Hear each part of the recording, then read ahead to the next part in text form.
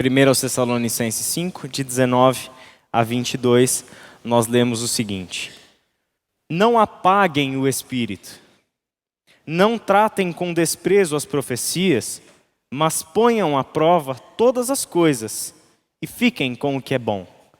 Afastem-se de toda forma de mal. Vamos orar? Pai querido, obrigado pela Tua palavra, obrigado pelo tempo que nós temos aqui para debruçarmos sobre esse texto a fim de compreendê-lo melhor e que o Teu Santo Espírito fale conosco nessa manhã. Que estas palavras, Pai, encontrem, Pai, no nosso coração uma terra fértil, que haja ensino, que haja transformação, que haja a comunicação do Teu Evangelho a nós. É em nome de Jesus que nós oramos. Amém. Quando Paulo fala, então, sobre não apagar o Espírito, ele está utilizando uma metáfora. E essa é uma metáfora muito curiosa, que nós encontramos no texto de Paulo. Não é sempre que ela aparece no Novo Testamento, mas que ela encontra sentido, ela encontra base naquilo que a gente sabe sobre a obra do Espírito Santo, segundo o Novo Testamento. Então, a primeira afirmação que a gente pode deduzir dessa afirmação de Paulo, não apaguem o Espírito, é que a função do Espírito é iluminar. O Espírito é aquele que ilumina. Né? Então, aqui, por exemplo, nesse salão, temos luzes que estão ligadas. Se eu desligar ali o disjuntor, o que vai acontecer?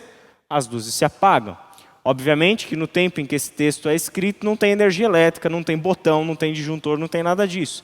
Então, como que luz era colocada dentro de um ambiente? Por uma lâmpada a óleo. Então, era um azeite que queimava, e aquele azeite que queimava produzia, então, iluminação para o ambiente. Apagar uma luz significa extinguir uma chama. Apagar aquela chama, impedir que aquela chama continue, então, a iluminar, evitando que ela queime ali aquele pavio embebido com o azeite, que era como funcionava a lâmpada naquele tempo. Então, essa é a imagem que está por trás do não apaguem o Espírito. O Espírito é aquele que ilumina. E essa é a metáfora que nós encontramos dentro do texto de Paulo aos Tessalonicenses, no verso 19, e que encontra, então, o seu sentido, o seu fundamento em outros textos do Novo Testamento, onde a obra do Espírito Santo em nós é descrita como, em parte, uma parte daquilo que o Espírito Santo está fazendo em nós é trazer iluminação. O Espírito Santo é aquele que ilumina o nosso caminho, a nossa compreensão, o nosso entendimento das Escrituras e, portanto, da vontade de Deus. A obra do Espírito Santo, portanto, é, em parte, dissipar trevas e trazer luz, trazer iluminação. Iluminação na Bíblia tem a ver, portanto, com um conhecimento, com a clareza, com o entendimento de alguma coisa que Deus está comunicando para nós, revelando para nós. É nesse sentido, por exemplo, que em João, capítulo 16, versos 7, 8 e 13, Jesus diz o seguinte para os seus discípulos, no contexto em que ele está prometendo que enviaria o Espírito. Então, olha o que ele diz. Mas eu lhes afirmo que é para o bem de vocês que eu vou. Ou seja, só para a gente se situar um pouco na história, Jesus está chegando para os seus discípulos e nesse contexto ele está dizendo, olha, dentro de pouco tempo, vocês não me verão mais. Eu não estarei mais entre vocês da forma como estive até agora. Dentro de pouco tempo, portanto, que Jesus estava se referindo, ele seria morto, ele ressuscitaria e ele voltaria para o Pai. Portanto, não seria mais visto pelos discípulos. Então, ele diz, mas eu lhes afirmo que é para o bem de vocês que eu vou. Se eu não for, o conselheiro não virá para vocês, mas se eu for, eu o enviarei. Quando ele, o conselheiro, vier, convencerá o mundo do pecado, da justiça e do juízo. Quem é o conselheiro? Mas quando o Espírito da verdade vier, ele os guiará a toda a verdade. Não falará de si mesmo, falará apenas o que ouvir e lhes anunciará o que está por vir. Então, quem é o conselheiro? Nós tivemos 3 domingos de encontros no Crescer, aqui na Ibaviva, às 9 horas da manhã, conversando sobre a pessoa do Espírito Santo. E uma das coisas que a gente viu, o Novo Testamento nos apresenta o Espírito Santo como conselheiro. A palavra grega é paráclito, aquele que está ao lado. Conselheiro, auxiliador, consolador, aquele que nos conduz no caminho, aquele que nos ensina, aquele que, como a gente leu no texto, ele é o responsável por convencer o mundo do pecado, da justiça e do juízo. É ele que traz luz, é ele que traz entendimento, é ele que ilumina a compreensão, é ele que ilumina a realidade da vida, para que eu perceba o meu pecado. É ele que lança luz sobre o mundo, e ao lançar luz sobre o mundo, revela o seu pecado.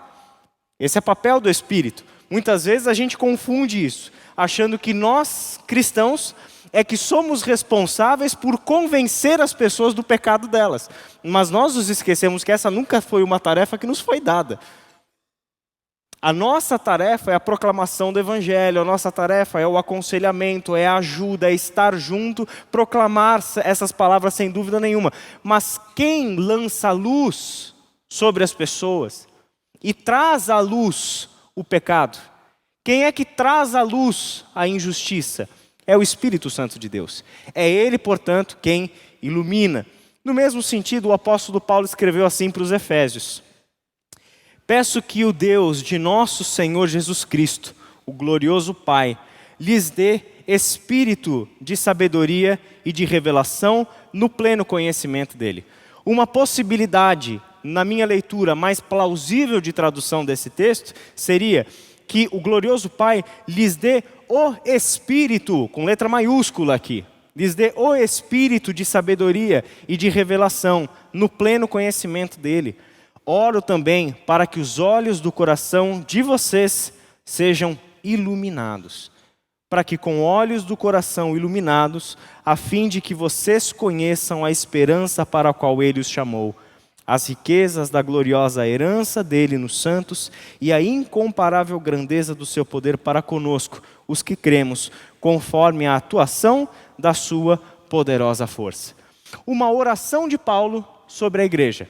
Uma oração de Paulo, algo que Paulo pede a Deus em relação a nós, a igreja de Cristo, o corpo de Cristo. Esse pedido consiste, essencialmente, que os olhos do nosso coração sejam iluminados, para que com olhos iluminados possamos compreender, conhecer toda a esperança para a qual Ele nos chamou, as riquezas da gloriosa herança que Ele nos deu, ou seja, a compreensão de todo esse plano de Deus que está sendo realizado na história, a compreensão de tudo aquilo que é a vontade de Deus sendo feita na história, a compreensão de todos os detalhes, na sua profundidade do Evangelho de Jesus Cristo, depende de uma ação de Deus em nossa direção. Ele é quem possibilita a nossa razão humana compreender os mistérios da fé. É pela iluminação do Senhor que a razão humana se torna submissa à verdade da fé. E essa é a compreensão que todos nós precisamos. Mas para que isso aconteça, dependemos de um Deus que lance luz sobre nós, que nos ilumine. Isso é papel do Espírito Santo de Deus. Em 2 Coríntios 4, 5 e 6. Mas não pregamos a nós mesmos, mas a Jesus Cristo, o Senhor, e a nós como escravos de vocês por causa de Jesus. Pois Deus que disse, das trevas resplandeça a luz. Ele mesmo brilhou em nossos corações para a iluminação do conhecimento da glória de Deus na face de Cristo. De onde vem essa luz, portanto? Essa não é uma luz que está em nós. Não é uma luz interior. Não nos possibilita ver as luzes ou aquilo que nós temos entre nós como luz, mas uma luz que provém do próprio Deus. É Ele quem ilumina e Ele quem torna o incompreensível da fé em algo concreto, real, pelo qual vivemos a nossa vida. É pela luz que vem do Senhor que podemos olhar para o Cristo crucificado e dizer: este crucificado é o meu Deus e o meu Senhor. É pela iluminação que provém do Espírito Santo de Deus e não pela luz da razão humana, mas pela luz que provém do Senhor, que nos ilumina e torna compreensível, torna possível dedicarmos a nossa vida ao crucificado. Por isso, a pergunta que vem é a seguinte: então como nós fazemos para manter essa chama acesa? Já que o que Paulo disse é: não apaguem o Espírito, porque o Espírito precisa continuar iluminando. O Espírito está aí na sua vida para continuar trazendo luz. O Espírito está aí para que a sua compreensão da verdade do Evangelho seja cada vez maior, mais clara, mais nítida. Porque quanto mais nítida essa compreensão for, mais você poderá viver de acordo com a vontade de Deus, viver a sua vida cristã. Então vem a pergunta: já que o Espírito é luz que precisa ser mantida acesa, portanto não apaguem o Espírito, o que é preciso fazer para que essa chama se mantenha acesa? Pelo próprio contexto, aquilo que nós temos estudado desde o início dessa série. Alegrem-se sempre, orem continuamente, deem graças em todas as circunstâncias, pois essa é a vontade de Deus para vocês em Cristo Jesus. Como eu faço para manter a chama acesa? Essas coisas todas que vimos desde o início dessa série, mas também todas as outras coisas que nós encontramos na palavra de Deus como instruções para a nossa caminhada. Manter a chama acesa é manter viva a chama, onde buscamos continuamente o conhecimento de Deus por intermédio da sua palavra. Manter a chama acesa é buscarmos continuamente este conhecimento que nos faz pessoas mais semelhantes a Jesus Cristo, que nos torna pessoas mais semelhantes a Jesus Cristo e, portanto, que vivem de acordo com a sua vontade, que vivem segundo a sua vontade. Portanto, para que haja essa iluminação, para que a chama permaneça acesa, algo me é exigido. É por isso mesmo que ele coloca em nós a responsabilidade de não apagarmos o Espírito, não apagarmos a chama que brilha em nós. Como que a gente faz isso? Eu preciso que essa chama tenha algo a iluminar. Se ela não tiver o que iluminar, ela se torna desnecessária na minha vida. Eu só posso ter algo a conhecer e a ser iluminado pelo Espírito na medida em que eu o busco. Na medida em que eu busco essa compreensão. Na medida em que eu busco conhecer os mistérios de Deus. Na medida em que eu busco aprofundar o conhecimento da minha fé. É nessa medida que a chama continua brilhando, continua acesa. E no contexto, que é logo após o verso 19, nós temos outras instruções de Paulo. Versículos 20 a 22. Não tratem com desprezo as profecias, mas ponham à prova todas as coisas e fiquem com o que é bom. Afastem-se de toda a forma de mal. Portanto, mantemos a chama acesa quando nós procuramos conhecer e viver o ensino de Jesus Cristo e dos apóstolos. Mantemos a chama acesa quando nós procuramos conhecer e viver o ensino de Jesus e dos apóstolos. E eu quero pensar sobre isso em 3 partes. Primeiro, não tratem com desprezo as profecias. É o que ele diz no verso 20. Não tratem com desprezo as profecias. O que isso significa? 1 Coríntios 14, 1 e 3. Paulo diz o seguinte: sigam o caminho do amor e busquem com dedicação os dons espirituais, principalmente o dom de profecia. Mas quem profetiza o faz para a edificação, encorajamento e consolação dos homens. A primeira coisa, então, que a gente precisa entender sobre esse texto, dessa afirmação de Paulo, não tratem com desprezo as profecias, eu preciso saber primeiro o que é uma profecia. Se eu não posso tratá-la com desprezo, eu preciso primeiro ter um conhecimento prévio. O que é uma profecia para que eu não a trate com desprezo? Então, essa é a primeira pergunta. A palavra profecia pode ter diversos sentidos, se você parar para... Ou seja, se eu fizer uma pergunta, uma enquete aqui, com 20 pessoas, o que é uma profecia, provavelmente eu terei 20 respostas diferentes. E todas essas respostas possivelmente terão algum sentido de que profecia é prever futuro. Que profecia é dizer o que vai acontecer no futuro. Confundem então profecia com vidência. A maioria das definições de profecia que talvez nós já temos aí na nossa mente. Profetizar é dizer o futuro. Profetizar é semelhante à vidência, é dizer o que vai acontecer. E, obviamente, quando Paulo escreve essas palavras, não despreze as profecias, ou quando ele diz aqui, sigam o caminho do amor e busquem com dedicação os dons espirituais, principalmente o dom de profecia, e quando ele tece comentários sobre quem profetiza o faz, ou seja, profetiza com uma finalidade. A finalidade da profecia é a edificação, o encorajamento e a consolação dos homens. Então, quando o apóstolo Paulo nos fala isso, é preciso lembrar que ele faz parte de um povo cuja história está marcada por profetas. O apóstolo Paulo faz parte do povo judeu. E toda a história do povo judeu é marcada pela presença de quem? Profetas.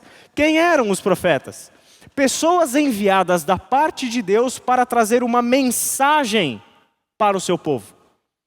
As escrituras que Paulo lia eram divididas entre a lei e os profetas. Ou seja, ele está plenamente habituado com o exercício, o ofício do profeta. Então, quando a gente pensa sobre isso, é pensar dentro da cultura de Paulo. Não o que fulano de tal ou o que a igreja X diz sobre profecia, mas o que é profecia dentro do pensamento do apóstolo Paulo, dentro da Bíblia, dentro do Novo Testamento. Certo? Então aí a gente pensa primeiro em quem eram os profetas.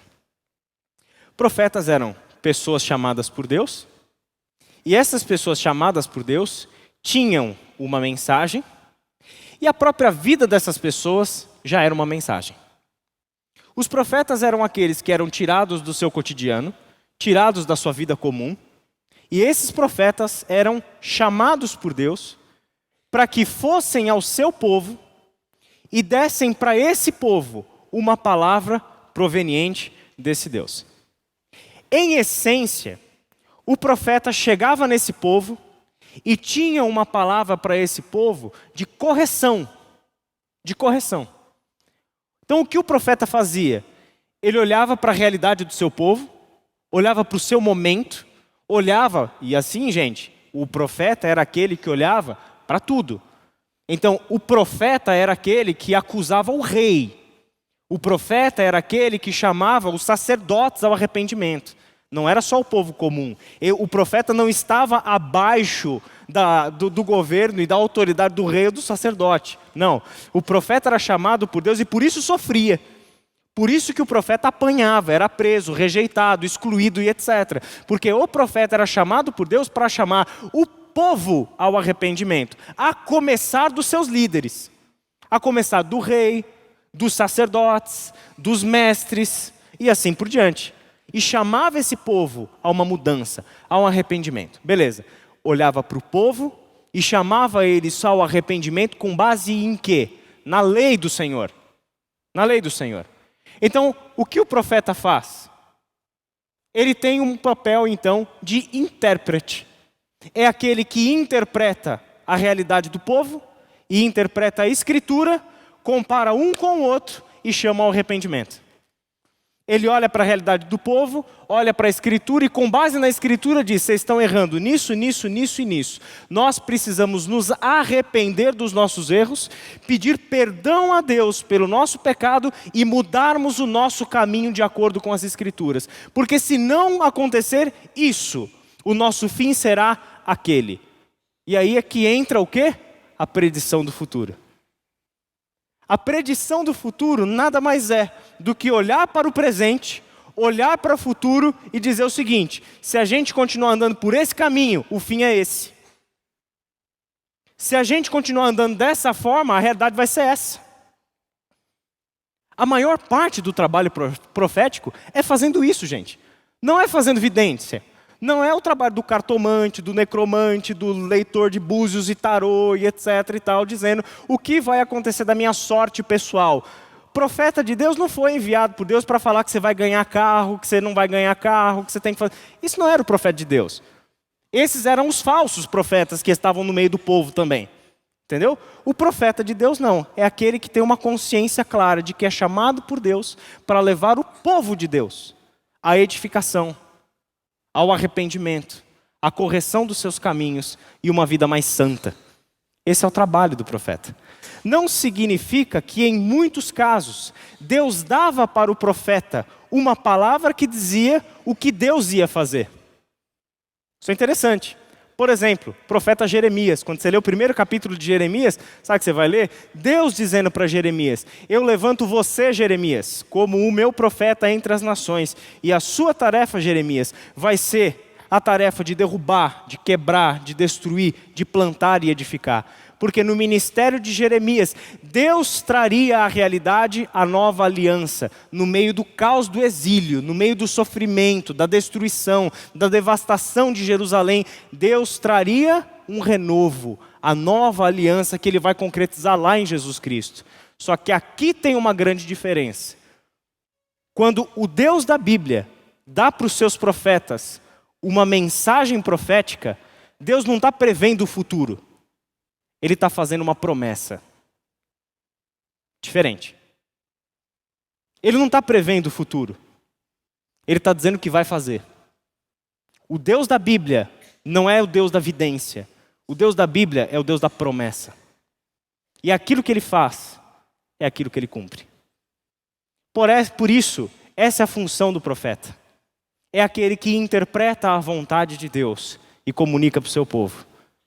Por isso, não tratem com desprezo as profecias. Porque a profecia é o canal que Deus tem para conduzir o seu povo a uma vida de acordo com a sua vontade. A profecia é o canal que Deus tem para conduzir o seu povo a uma vida de acordo com a sua vontade.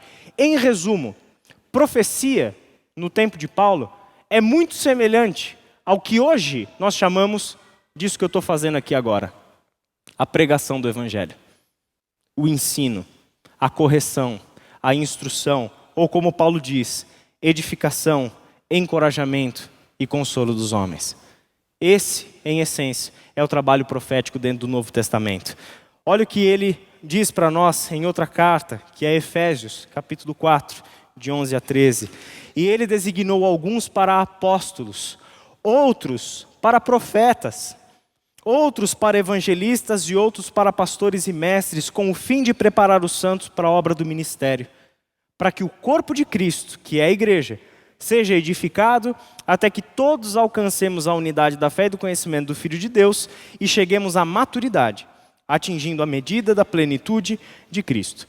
Por essa razão, a profecia, juntamente com o trabalho do evangelista, do pastor, do mestre, do apóstolo, que seria o missionário e etc. Esse trabalho funciona não isolado, mas em conjunto. É algo que foi dado por Deus para a totalidade do corpo de Cristo, para que o corpo de Cristo seja edificado, preparado para o ministério, até que todos, o corpo de Cristo, seja edificado e atinja a medida da plenitude de Cristo. Significa que desprezar a profecia é desprezar o profeta. E desprezar o profeta é desprezar o meio que Deus escolheu e deu para nós para a edificação da sua igreja. Então não posso desprezar a profecia. Só que ao mesmo tempo eu tenho que tomar um cuidado com as profecias e os ensinos, portanto, que nós temos recebido. Então, para resumir, o que é profecia? A profecia, segundo o Novo Testamento, não é primeiramente a previsão do futuro. Pode ser a previsão do futuro? De acordo com o Novo Testamento, sim. Atos capítulo 11, versículo 8, ou 28, na verdade, Ágabo, é o nome de um profeta da igreja, que predisse um período de fome em toda a extensão do Império Romano e preparou a igreja para isso. Então pode ser, mas primeiramente não é a previsão do futuro, mas a orientação para a igreja, o chamado ao arrependimento, a instrução sobre o que precisa ser mudado, corrigido, abandonado, feito e etc., para que a igreja seja conforme o ensino de Jesus Cristo. A profecia é interpretação da vontade de Deus revelada nas Escrituras para a edificação da igreja. Então, vamos fazer um diagnóstico rápido? Como é que eu sei se eu tenho desprezado profecias? Como é que eu sei, na minha vida, se eu tenho, às vezes inconscientemente, desprezado as profecias? É muito simples. O quanto da palavra de Deus você tem buscado conhecer? Porque se a profecia é o canal de Deus para a instrução do seu povo, chamado ao arrependimento e etc., o quanto você tem buscado conhecer essa vontade de Deus? Com a resposta dessa pergunta, está aí o diagnóstico da sua vida. Se você tem ou não tem desprezado as profecias. Termos mais práticos, se você tem desprezado as profecias, você fica sabendo de um jeito muito simples. Você tem conhecido ou buscado conhecer mais a palavra de Deus do que qualquer outra coisa? Você tem buscado conhecer a vontade de Deus revelada nas Escrituras mais do que qualquer outra coisa? Você tem buscado conhecer Jesus Cristo mais do que a vida da atriz tal, do ator tal ou da youtuber tal? Ou você sabe mais da vida da youtuber X do que de Jesus Cristo? Porque aí a gente tem um problema. Porque se você tem mais interesse em conhecer a vida de uma celebridade, de uma youtuber, de um guru das palestras milionárias, etc., e não de Jesus Cristo, significa que você está desprezando as profecias. Que você está lançando fora aquilo que é canal de Deus para a edificação do seu corpo. Então você tem um problema. Está na hora de corrigir isso. Segundo lugar, mas ponha à prova todas as coisas e fiquem com o que é bom. Então, sabemos que desprezar as profecias é algo que a gente não pode fazer. Porque o Espírito Santo de Deus fala conosco, nos ilumina por intermédio delas. Muito bem. Só que isso não significa que eu vou ouvir de tudo, achando que tudo é palavra de Deus. Que tudo é instrução de Deus. Em outras palavras, outra coisa que a gente descobre sobre os profetas nas Escrituras, é necessário ter senso crítico. É necessário ouvir e saber filtrar. É necessário ouvir e discernir se aquela palavra provém de fato da palavra de Deus, do ensino de Jesus e dos apóstolos, ou se vem da cabeça daquele sujeito. Ou se vem das ideias daquela outra pessoa. Ou se vem dos interesses escusos daquele líder religioso. De onde está vindo esse ensino? É por isso que Jesus disse o seguinte para os seus discípulos: cuidado com os falsos profetas. Eles vêm a vocês vestidos de pele de ovelhas, de peles de ovelhas, mas por dentro são lobos devoradores. Vocês os reconhecerão por seus frutos. Não é pela eloquência, não é pela oratória, não é pelas promessas que eles fazem, porque a promessa é o sedutor. Não é por isso. Você vai discernir um falso profeta pelos seus frutos. E o fruto, gente, é a vida do sujeito. Como ele vive, quem ele é. É ali que está o fruto que ele dá. Pois aparecerão falsos cristos e falsos profetas que realizarão grandes sinais e maravilhas, para, se possível, enganar até os eleitos. Senso crítico. Só que tem um detalhe aqui, que tem a ver com o tópico anterior. Eu só posso ter senso crítico e avaliar se este ensino ou aquele ensino é de fato da palavra de Deus e ensino de Jesus e dos apóstolos, se eu conheço o ensino de Jesus e dos apóstolos. Eu preciso de um ponto de referência. E o ponto de referência é a palavra de Deus revelada. Este é o ponto de referência. Em Efésios, Paulo diz o seguinte: o propósito é que não sejamos mais como crianças, levados de um lado para o outro pelas ondas, nem jogados para cá e para lá por todo vento de doutrina e pela astúcia e esperteza de homens que induzem ao erro. Antes, seguindo a verdade com amor, cresçamos em tudo naquele que é a cabeça, Cristo. Então, gente, o que infelizmente a gente vê acontecer são pessoas que frequentam a igreja, estão aqui todos os domingos e ao longo da semana acham normal também beber em fontes como a Seishinoye, não tem problema, não sabe? Tem aquele calendáriozinho na porta de casa onde eu leio aquela palavra de sabedoria do dia e sigo aquela palavra de sabedoria da Seishinoye, o horóscopo, ou outros pregadores e pregadoras que estão na mídia e que têm lá a sua palavra, seu ensino e etc e tal, mas como que eu estou filtrando isso? Como que eu vou saber se isso é de fato de Deus ou não? Como que eu vou saber se isso é palavra de Deus, ensino de Deus, que provém dele mesmo ou não? Eu preciso desse conhecimento. Eu preciso disso. Eu preciso. Caso contrário, o que a gente vai fazer? A gente perde o senso crítico. Ou a gente nunca adquire senso crítico. E aí a gente não é capaz de pôr à prova todas as coisas e ficar somente com aquilo que é bom. Terceiro e último lugar, afastem-se de toda forma de mal. O texto de Colossenses, capítulo 2, é bastante elucidativo nesse ponto. Em primeiro lugar, porque Paulo trata de um problema que havia se introduzido na igreja, na cidade de Colossas. Um ensino cujas consequências para a vida prática eram um afastamento completo daquilo que era o ensino de Jesus e dos apóstolos. Então, por conta disso, o apóstolo Paulo tem que escrever especialmente o capítulo 2 e 3 de Colossenses tratando desse problema. Onde, versículo 8 do capítulo 2, ele diz o seguinte: tenham cuidado para que ninguém os escravize a filosofias vãs e enganosas, que se fundamentam nas tradições humanas e nos princípios elementares deste mundo, e não em Cristo. Esse é um cuidado primeiro que nós temos que ter. Quais são as fontes do nosso conhecimento? O que é que está formando a nossa opinião? Se o que está formando a sua opinião é o sociólogo X, se o que está formando a sua opinião é o filósofo Y, se o que está formando a sua opinião é a ideologia tal, então a gente tem um problema. Porque o que tem que estar na base da formação da nossa opinião, da nossa visão de mundo, é o Evangelho de Jesus Cristo. Diante de quem todas as nossas verdades, ideias, filosofias, pensamentos e etc.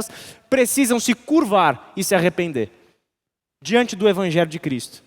Esta é a fonte. O problema é que tem muita gente que conhece muito mais desses outros assuntos e que confia muito mais em outras coisas, em outras fontes de ideias do que no Evangelho de Jesus Cristo. Por isso que não compreende o Evangelho e é incapaz de viver o Evangelho. Porque não tem o Evangelho na sua vida no lugar que lhe é devido. E todo pensamento equivocado gera prática equivocada. Já que vocês morreram com Cristo para os princípios elementares deste mundo, por quê? Como se ainda pertencessem a Ele, vocês se submetem a regras. Não manuseie, não prove, não toque. Todas essas coisas estão destinadas a perecer pelo uso. Agora presta atenção. Pois se baseiam em mandamentos e ensinos humanos. Essas regras têm de fato aparência de sabedoria, com sua pretensa religiosidade, falsa humildade e severidade com o corpo, mas não tem valor algum para refrear os impulsos da carne. Todo pensamento equivocado se manifesta em ações equivocadas. Todo pensamento equivocado se manifesta em vida equivocada. Por isso, o Evangelho. Por isso, afastem-se de toda forma de mal. Afastem-se de tudo aquilo que não é o bem do Evangelho para nós, mas o mal introduzido na nossa vida, que vai gerar pensamento equivocado, consequentemente, vida equivocada. Feche os seus olhos, vamos orar. Senhor, nosso Deus e Pai, nós queremos nos achegar mais uma vez a Ti em oração, Te agradecendo em primeiro lugar pelo Teu Evangelho e pela Tua palavra que nos orienta e nos traz luz para o nosso caminho. Nosso pedido, Pai, é que o Senhor trate o nosso coração, que o Senhor revele, Senhor, de dentro de nós, onde temos falhado e o que precisamos mudar, para vivermos, Senhor, a plenitude da verdade do Teu Evangelho. Não permita, Senhor, que nenhum pensamento, que nenhuma ideia se introduza na nossa vida e nos desvirtue, Pai, do Teu caminho, por mera preguiça da nossa parte, por mero desinteresse da nossa parte, porque não fazemos aquilo que deveríamos estar fazendo, conhecendo a Tua palavra, buscando o conhecimento da Tua palavra, o ensino do Teu Filho e dos Teus apóstolos. Pai querido, converte o nosso coração a Ti mais uma vez, no sentido de que tenhamos, Pai, um coração aquecido pela chama do Teu Espírito, que busca o conhecimento da verdade, para vivermos de acordo com a verdade do Teu Evangelho. É em nome de Jesus que oramos. Amém.